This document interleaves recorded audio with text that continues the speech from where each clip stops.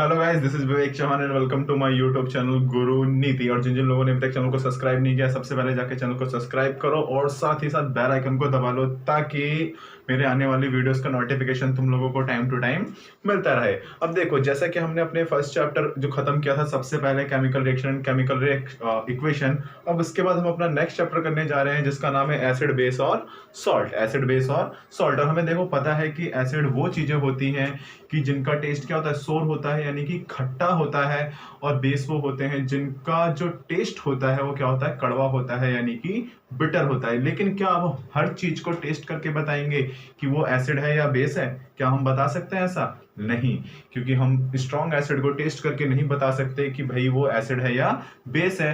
तो इसके लिए हम क्या करते हैं, कुछ इंडिकेटर्स यूज करते हैं। क्या करते हैं? कुछ इंडिकेटर्स यूज करते हैं जो हमें बताते हैं कि वो चीज एसिड है या बेस है। तो देखो, सबसे पहले हम जानते हैं कि आखिरकार इंडिकेटर्स क्या होता है, यानी कि संसूचक क्या होते हैं। इंडिकेटर का मतलब क्या है? Indicator is a chemical substance. Indicator is a chemical substance which change their colour and order when you put in acid और बेस। यानी कि जो एसिड है क्या है, जो इंडिकेटर है हमारा क्या है, जो हमारा इंडिकेटर है वो क्या है, केमिकल सब्सटेंस है।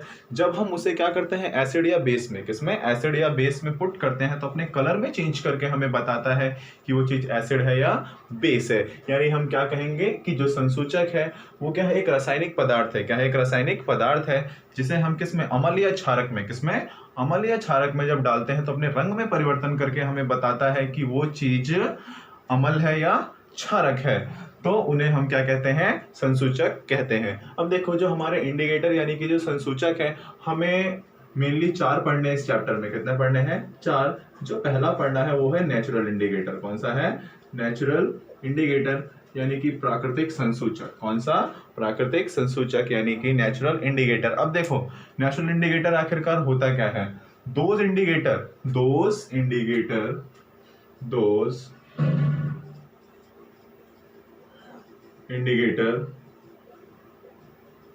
which are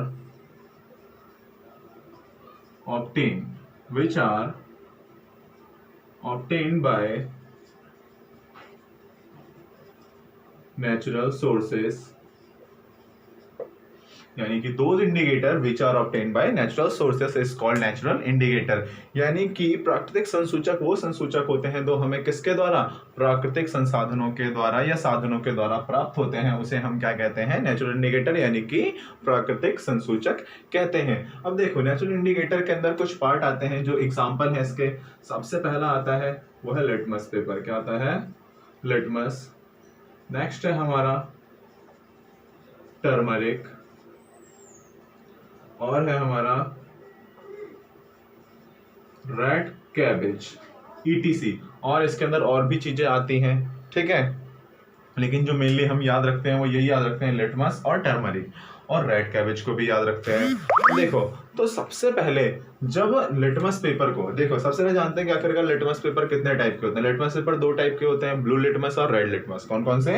ब्लू लिटमस और रेड लिटमस होता है। अब देखो, जब हम ब्लू लिटमस को किसमें, जब हम ब्लू लिटमस को क्या करेंगे जाके, जब वो ब्लू टू रेड होगा, क्या होगा, ब्लू टू रेड में चेंज होगा, तब उसे हम क्या कहेंगे कि ये एसिड है। ठीक है, एसिड को इंडिकेट करने के लिए जब ब्लू लिटमस पेपर हमारा कौन से कलर में चेंज होता है, रेड कलर में चेंज होता है, तो हम क्या कहते हैं, वो क्या है, एसिड है।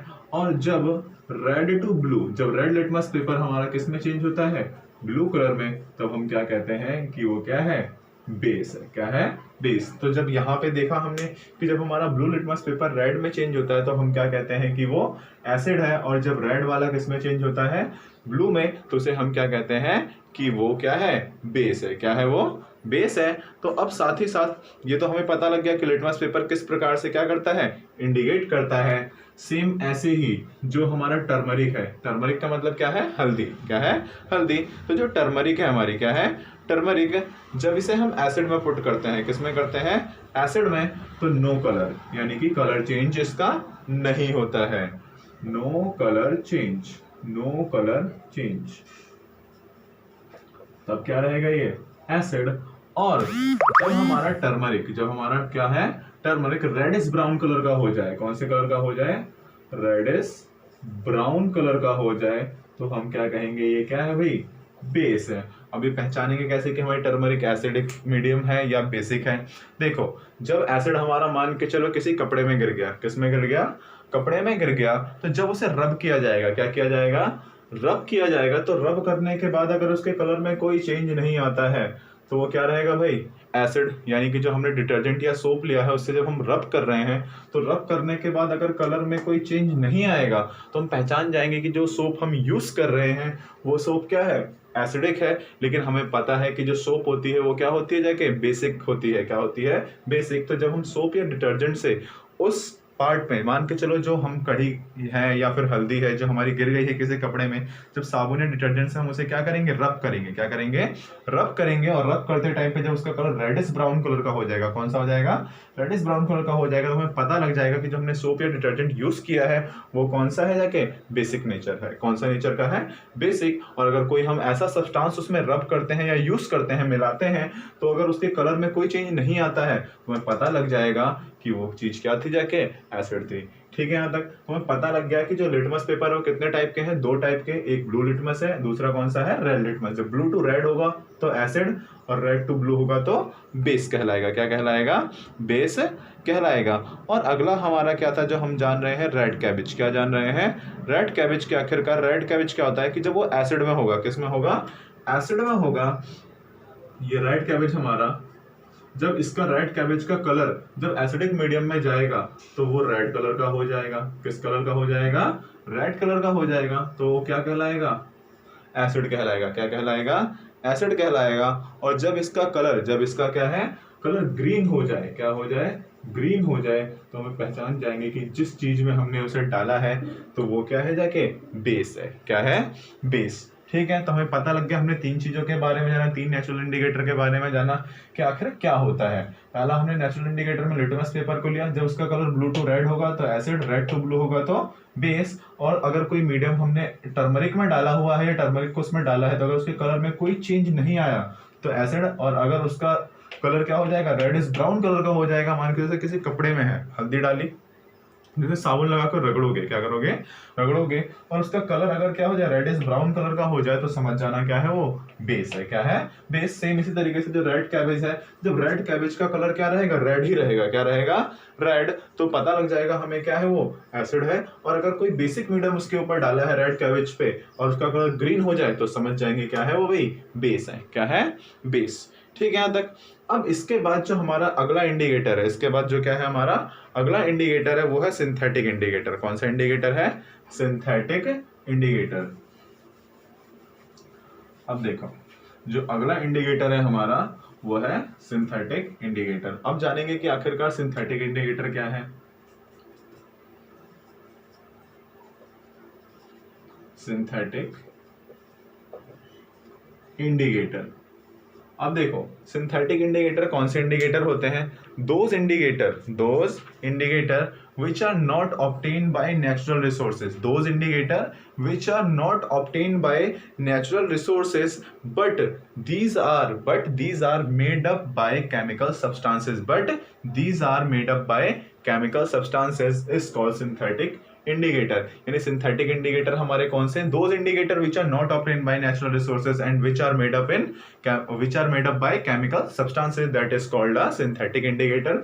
यानी कि संश्लेषित संसूचक वो होते हैं जो संसूचक हमें प्राकृतिक द्वारा प्राप्त नहीं होते हैं, जिनको हम लैब में रासायनिक पदार्थों के द्वारा तैयार करते हैं, वो क्या होते हैं, हमारे सिंथेटिक इंडिकेटर्स होते हैं। ठीक है, अब सिंथेटिक इंडिकेटर के कुछ हम एग्जांपल लेते हैं। पहला जो हम लेते हैं मेनली मिथाइल ऑरेंज। कौन सा, मिथाइल ऑरेंज। अगला है हमारा फिनोप्थलीन। ठीक है, अब देखो यहाँ पे जो हमारे मिथाइल ऑरेंज है ये क्या है, एक लिक्विड फॉर्म में है, और फिनोप्थलीन भी क्या है, लिक्विड फॉर्म में है। जब देखो हम मिथाइल ऑरेंज को, किसको, मिथाइल ऑरेंज को एसिड में डालेंगे, किस में डालेंगे, एसिड में डालेंगे, तो इसका कलर क्या हो जाएगा भाई, रेड कलर। अगर मिथाइल ऑरेंज को हम किसी एसिडिक मीडियम में डालते हैं और उसका कलर रेड हो जाएगा तो वो क्या है भाई, एसिड है। और अगर उसका कलर येलो हो गया, क्या हो गया, उसका कलर येलो हो गया, तो समझ जाओ कि वो क्या है, बेस है। क्या है, बेस है। मुझे नहीं पता भाई कि इस गिलास में, मान के चलो ये क्या है, जाके एक केमिकल है, ठीक है, मुझे नहीं पता कि भाई एसिड है या बेस है। और जैसे ही मैं इसमें क्या करूंगा, मिथाइल ऑरेंज डालूंगा, क्या डालूंगा, मिथाइल ऑरेंज, अगर उसका कलर रेड हो गया तो समझ जाऊंगा क्या है, वो एसिड है। और जैसे ही क्या करा, मुझे पता लग गया एसिड है। सेम इसी तरीके से मुझे नहीं पता कि ये सब्सटेंस क्या है या लिक्विड ये क्या है, और जैसे ही मैं इसके अंदर मिथाइल ऑरेंज डालूंगा, अगर ये येलो हो गया तो मैं समझ जाऊंगा क्या है, वो बेस है। क्या है, बेस। यानी कि एसिड में इसका कलर क्या रहेगा, रेड, और बेस में इसका कलर क्या रहेगा, येलो रहेगा। सेम इसी तरीके से फिनोप्थलीन है, क्या है, फिनोप्थलीन है। जब मुझे नहीं पता कि इसके अंदर भाई क्या है, और जैसे मैं फिनोप्थलीन डालूंगा और अगर उसका कलर क्या रहा, कलरलेस रहा, क्या रहा, कलरलेस रहा, कलर में कोई चेंज नहीं आया, तो मुझे पता लग जाएगा क्या है, वो एसिड है। और अगर वो बेसिक होगा तो उसका कलर क्या हो जाएगा, पिंक। क्या हो जाएगा, पिंक। ठीक है, यहाँ तक तो सिंथेटिक इंडिकेटर पता लगा कि आखिरकार सिंथेटिक इंडिकेटर क्या थे, जो नेचुरल सोर्स से नहीं मिलते, जो कहाँ केमिकल सब्सटेंस के द्वारा रेडी किया जाते हैं। फॉर एग्जांपल मिथाइल ऑरेंज और फिनोप्थलीन। मिथाइल ऑरेंज में क्या हुआ, एसिड में इसका कलर रेड रहेगा, बेस में इसका कलर येलो हो जाएगा, और फिनोप्थलीन में एसिड में कलर इसका कलरलेस रहेगा और बेस में क्या रहेगा, पिंक हो जाएगा। क्या हो जाएगा, पिंक। ठीक है, यहाँ तक। अब इसके बाद है हमारा ऑल फैक्टरी इंडिकेटर। कौन सा है, ऑल फैक्टरी इंडिकेटर, यानी कि गंधीय संसूचक। कौन सा संसूचक है, गंधीय संसूचक। ऑल फैक्टरी इंडिकेटर क्या होते हैं, यानी कि दो सब्सटेंस वेयर स्मेल और ऑर्डर चेंज इन एसिडिक और बेसिक सॉल्यूशन।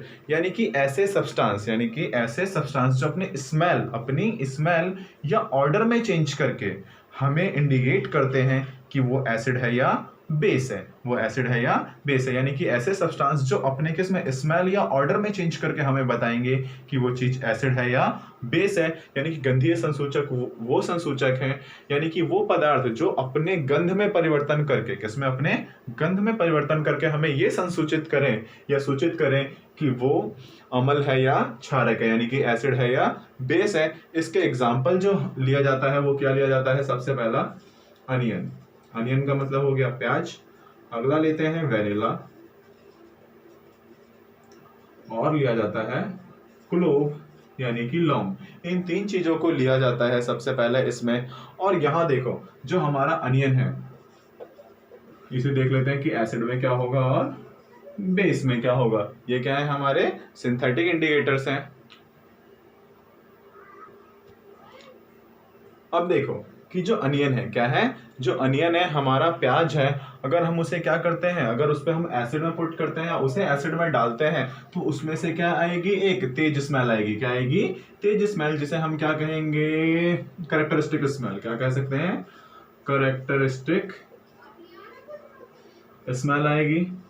और अगर हम उसी अनियन को किसमें, बेस में, या बेस को अनियन में पुट करते हैं, तो उसमें से कोई स्मेल नहीं आएगी, यानी कि नो स्मेल, या फिर कह सकते हो लूज स्मेल, है ना। यानी कि अपनी स्मेल को क्या कर देगा, ये खो देगा, यानी अपनी गंध को खो देगा। अगर हम प्याज को अम्ल में, यानी कि एसिड में डालते हैं, तो इसमें से क्या आएगी, तीव्र गंध आएगी। क्या आएगी, तीव्र गंध, यानी कि कैरेक्टरिस्टिक स्मेल होगी एक। और अगर उसी को हम किस में, इस बेस में, यानी कि क्षारक में पुट करते हैं, यानी डालते हैं, तो उसमें से कोई स्मेल नहीं आएगी। या फिर कह सकते हो कि जो अनियन है वो अपनी स्मेल को भी क्या कर देगा, जाके लूज कर देगा। क्या कर देगा, लूज। सेम इसी तरीके से जो वेनिला है, क्या है, वेनिला है, अगर हम उसे एसिड में या फिर एसिड को इसमें पुट करते हैं, तो ये अपनी स्मेल को क्या करेगा, रिटेन कर लेगा। क्या कर लेगा, रिटेन स्मेल। इसका मतलब क्या है कि जो स्मेल वेनिला की पहले थी वही स्मेल क्या रहेगी, अब भी रहेगी, लेकिन जब उसे हम बेस में पुट करेंगे, किस में करेंगे, बेस में पुट करेंगे, तो ये भी क्या करेगा भाई,